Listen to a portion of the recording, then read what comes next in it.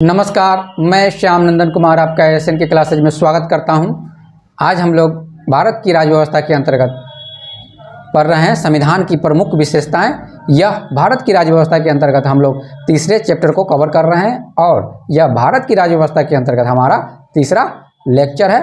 आज जो हम लोग पढ़ने वाले हैं वो है 7वीं अनुसूची। काफ़ी इंपॉर्टेंट है, एग्जाम में बार बार पूछे जाते हैं। आज हम लोग पढ़ेंगे विषय 7वीं अनुसूची के अंतर्गत जितनी सूची अर्थात विषय जो बांटे हुए हैं, अर्थात डिस्ट्रीब्यूशन ऑफ पावर किया गया है संघ और राज्यों के बीच में कि कौन से विषय पे कौन जो है अपना विधि बनाएगी, कानून बनाएगी, उसके बारे में आज हम लोग देखने वाले हैं। इससे पहले वाले वीडियो में हम लोगों ने 29वें लेक्चर में हम लोग देखा था, हम लोग अनुसूची पढ़े थे। उसके अंतर्गत हम लोगों ने देखा था कि संविधान में कुल कितने अनुसूचियां हैं, कुल 12 अनुसूचियां थी।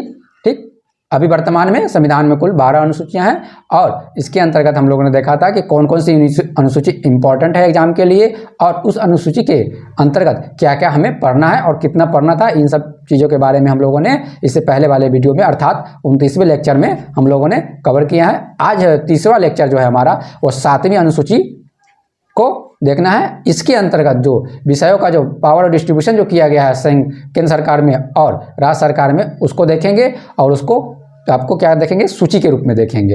अर्थात 3 सूची है, उसमें संघ सूची, राज्य सूची, समवर्ती सूची। संघ सूची में जो है 98 विषय है जिसपे जो है केंद्र सरकार को क्या है, उस पर शक्ति है क्या बनाने की, विधि बनाने की, कानून बनाने की। उसी तरह राज्य सूची में भी कुछ विषय हैं जिस पे किसका अधिकार है, राज्य सरकार का अधिकार है और उस पर राज्य सरकार उस सब्जेक्ट पे जो है अपना कानून बना सकती है। उस तरह देखेंगे समवर्ती सूची में जो है केंद्र सरकार और राज्य सरकार दोनों जो है बना सकती है। आगे हम देखेंगे कि कौन कौन से विषय पे केंद्र सरकार और राज्य सरकार दोनों बना सकती है, कौन ऐसे विषय हैं जिस पे क्या है सिर्फ केंद्र सरकार बना सकती है और कुछ ऐसे विषय हैं जिस पे राज्य सरकार बना सकती है, तो वह राज्य सूची के अंतर्गत आएंगे। तो चलिए हम लोग देखते हैं एक एक करके कि कौन कौन सा इंपॉर्टेंट है और कितना हम लोगों को पढ़ना है। ए में देखते हैं संघ सूची। इसके अंतर्गत कुल टोटल जो है अभी 98 विषय हैं गणना के अनुसार। ठीक, और जो है कुल देखा जाए तो 97 विषय है, लेकिन गणना किया जाए तो गणना की दृष्टि से 98 है। वो कैसे, कभी कभी आप देखते होंगे कि एक का ए, तो ये तो हो गया 2। इस तरह आप गणना की दृष्टि से देखें तो कुल 98 विषय हो जाएंगे। ठीक, जिसपे संघ सरकार को क्या है जो है शक्ति है बनाने की, क्या विधि बनाने की, कानून बनाने की। तो उसमें देखते हैं वो कौन कौन से विषय है जिसपे केंद्र सरकार बना सकती है। यहाँ हम उन्हीं विषयों को देखेंगे जो एग्जाम में बार बार पूछे जाते हैं या पूछे जाने की संभावना है। चलिए तो हम देखते हैं कुछ जो इंपॉर्टेंट विषय है जिसपे केंद्र सरकार बनाने की शक्ति रखती है, तो वह है रेल। उसके बाद है दूसरा राष्ट्रीय राजमार्ग, रेडियो और टेलीविजन, शेयर बाजार, डाकघर, बचत बैंक, जनगणना, बैंकिंग, बीमा, रक्षा, निगम कर, विदेशी मामले, प्राकृतिक गैस पर उत्पाद शुल्क। ये 13 काफ़ी इंपॉर्टेंट विषय है। तो आप टोटल देखें 98 में 13 ऐसे विषय है जो काफ़ी इंपॉर्टेंट है हमारे एग्जाम के लिए, काफ़ी इंपॉर्टेंट हो जाते हैं। इन 13 विषयों को आप याद कर लें। ठीक, ये काफ़ी इंपॉर्टेंट है, अब बार बार इन्हीं 13 में से एग्जाम में पूछे जाते हैं। चलिए नेक्स्ट देखते हैं हम राज्य सूची।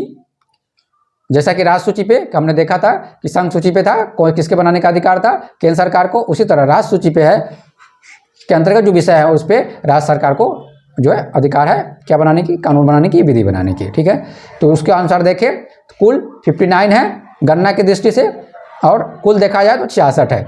कुल जो जिस समय सूची हुई थी उस समय जो कितने थे, 66 थे। अभी जो है उसमें कितने, 59 है। यानी कि यहाँ पे आप देखें तो यह घट गया है कुल। तो राज्य सूची में कितने, आपसे क्वेश्चन पूछे गए कि राज्य सूची में कितने विषय हैं, तो राज्य सूची में कुल 59 आपको विषय देखने को मिलेंगे। अब हम समझते हैं कि कुल 66 दिया हुआ है, लेकिन कुल दृष्टि से देखा जाए तो कुल 59 गणना की दृष्टि से कैसे है। कभी कभी क्या होता है कि 1 2 3 4 उसमें से क्या होगा कि कभी क्या किए कि 2 नंबर को हटा दिए, दूसरे नंबर पर जो विषय है उसको हटा दिए और उसकी जगह पे हम क्या कर दिए, कभी क्या करते हैं कि 3A कर दिए, 4A कर दिए। इस तरह देखा जाए कि आपको ओवरऑल तो टोटल रिजल्ट आए वो आ गए कुल कितने 59। अर्थात यूं कहें कि काटने छाटने के बाद वर्तमान में जो विषय हैं वह कुल कितने हैं, वह 59 है। तो आप सिर्फ कंफ्यूज ना हो, सिर्फ आप याद रखें कि कुल विषय कितने हैं 59 है, संघ में कितने हैं 98 वर्तमान में, ठीक, और उसके बाद राज्य में कितने हैं 59। कंफ्यूज होने की जरूरत नहीं है, सिर्फ याद रखें 98 59, 98 संघ में और राज्य सूची में कितने हो गए 59। चलिए नेक्स्ट देखते हैं, इसके अंतर्गत देखते हैं राज्य सूची में के अंतर्गत जो विषय है उस पर राज्य सरकार को अधिकार है बनाने का, और वह कौन कौन से विषय है जो हमारे एग्जाम के लिए काफ़ी इंपॉर्टेंट है, उन्हीं विषय को देखेंगे जो काफ़ी इंपॉर्टेंट है। तो राज्य सूची के विषय हम लोग देखते हैं कौन कौन से है वो, पुलिस, लोक स्वास्थ्य और स्वच्छता, प्रकृति प्रति व्यक्ति कर, गैस एवं गैस संक्रमण, कृषि, रेलवे पुलिस, कारागार। हम लोगों ने देखा था रेल जो था वो किसके अंतर्गत, संघ के अंतर्गत था, ठीक है ना, केंद्र सूची के अंतर्गत था। लेकिन रेलवे पुलिस, यहाँ पे कन्फ्यूजन नहीं होगा, रेलवे पुलिस जो आ जाती है वो राज्य के अंतर्गत आती है, लेकिन रेल जो आ जाता है वो किसके अंतर्गत आता है, वह केंद्र सरकार के अंतर्गत है। कि रेल के बारे में केंद्र सरकार बनाती है, रेलवे पुलिस के बारे में आ जाए तो रेलवे पुलिस पे जो विषय बनाती है, जो अधिकार है वो किसका है, वो है राज्य सरकार को है, इस पर विधि बनाने का। चलिए कारागार देखते हैं 7वें नंबर पे। 8 में पंचायती राज, 9 में भूमि सुधार, 10 में है निखात निधि, 11 लोक व्यवस्था सार्वजनिक व्यवस्था, लोक व्यवस्था या सार्वजनिक व्यवस्था। 12 में देखते हैं विद्युत के उपभोग या विक्रय पे कर।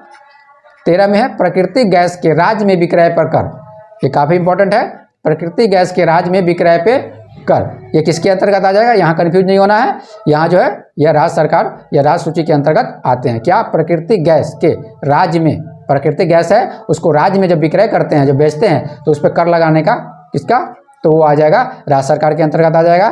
तो यहाँ देखिए प्राकृतिक गैस के राज्य में विक्रय पर कर राज्य सूची में शामिल है, जबकि प्राकृतिक गैस पर उत्पाद शुल्क, आपको याद रखना है प्राकृतिक गैस पे उत्पाद शुल्क केंद्र सूची के अंतर्गत आएगा, संघ सूची के अंतर्गत आएगा, लेकिन प्राकृतिक गैस के राज्य में विक्रय पे जो कर आएगा वो किसके अंतर्गत आ जाएगा, वो उस पर जो बनाने का जो अधिकार है, लॉ बनाने का अधिकार है, वो राज्य सरकार का।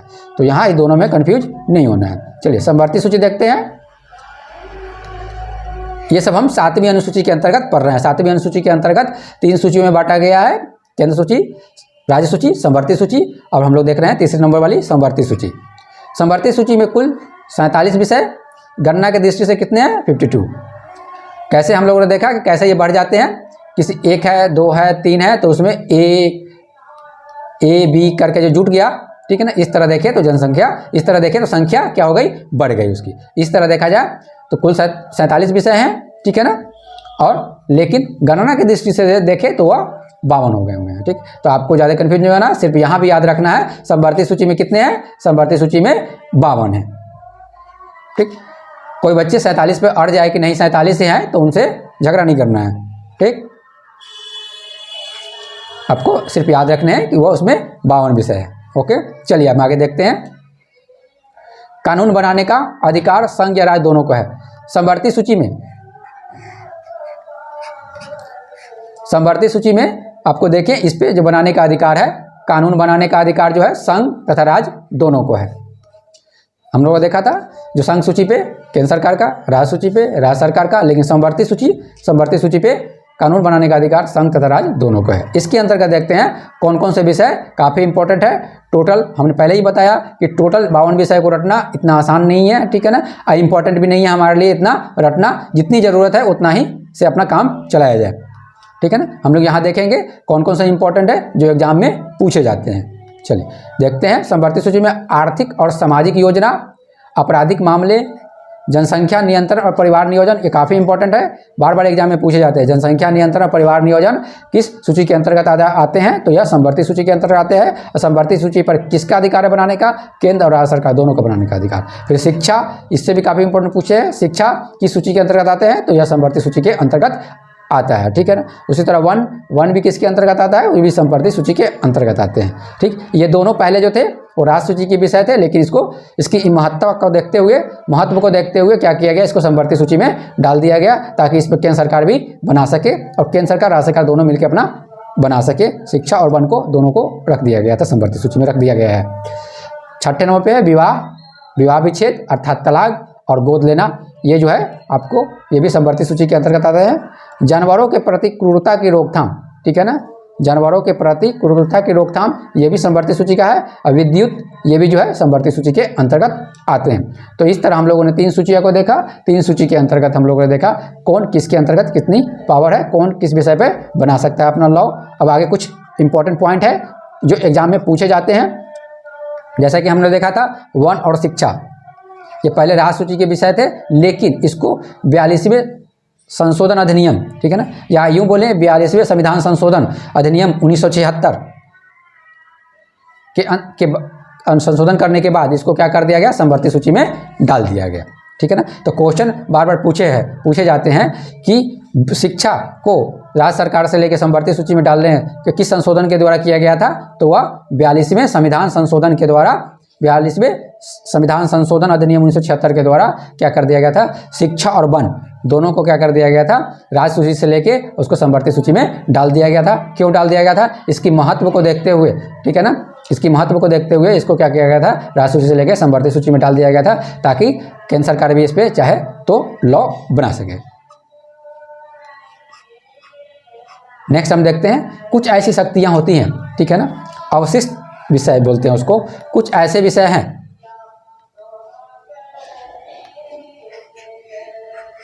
जो तो ना तो केंद्र सरकार के अंतर्गत आते हैं, न केंद्र सूची के अंतर्गत आते हैं, न राज्य सूची के अंतर्गत आते हैं, न समवर्ती सूची के अंतर्गत आते हैं, उसको क्या किया जाता है, अवशिष्ट विषय कहा जाता है, ठीक।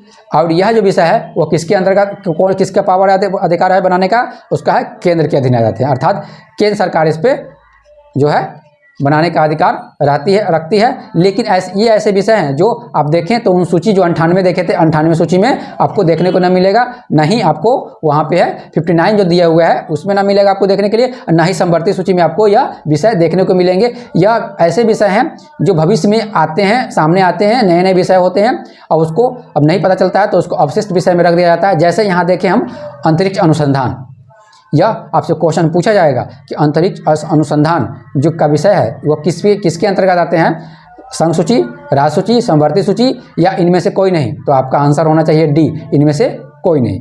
तो अवशिष्ट विषय पे किसका अधिकार है, या केंद्र के अधीन आते हैं। और जैसे में देखा जाए तो अंतरिक्ष अनुसंधान जो है एक अवशिष्ट विषय है। तो चलिए मिलते हैं नेक्स्ट वीडियो में। आने वाले वीडियो में हम लोग जो आर्टिकल अनुच्छेद पढ़े थे, सब सूचियाँ पढ़े थे, इस पे आधारित MCQ देखेंगे, अर्थात प्रश्न उत्तर देखेंगे जो एग्जाम में बार बार पूछे गए हैं। तो आने वाले 2-3 लेक्चर जो हमारा होगा वह MCQ पे होगा, प्रश्न उत्तर पे होगा जो एग्जाम में पूछे जाते हैं। ऐसा बता दें आपको कि प्रत्येक चैप्टर के बाद, चैप्टर कवर करने के बाद, थ्योरी कवर करने के बाद हम लोग उसका MCQ देखते हैं कि किस तरह के एग्जाम में क्वेश्चन पूछे जाए, इस तरह पूछा जाता है। इस तरह हमारी क्या हो जाती है, किसी भी सब्जेक्ट पे, किसी भी टॉपिक पे हमारी एक अच्छी सी तैयारी हो जाती है। तो चलिए मिलते हैं नेक्स्ट वीडियो में। धन्यवाद।